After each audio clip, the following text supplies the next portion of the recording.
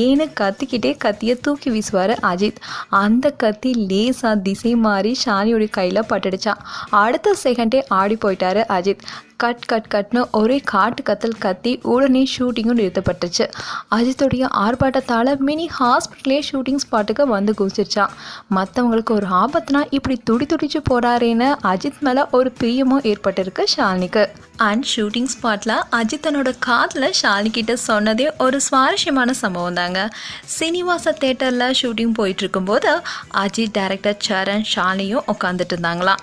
அப்போது திடீர்னு அஜித் சரண் கிட்ட அமர்கலம் படத்தை ஒரு ஷெட்யூலில் ஷூட்டிங் நடத்தி முடிச்சிருங்க, நான் வேறு படத்துக்கு கொடுத்துருக்க கால்சி டேட் எல்லாமே இதுக்கே கொடுத்துட்றேன், ஏன்னா ரொம்ப நாள் இந்த படத்தில் நடிச்சேன்னா ஷாலுவை காதலிச்சிருவானோன்னு பயமாக இருக்குது, அதனால் ஷூட்டிங்கை சீக்கிரமாக முடிச்சிடுங்கன்னு ஷாலினிக்கு கேட்கும்படி சத்தமாக சொன்னாராம். அதாவது சரண் மூலமாக ஷாலினிக்கு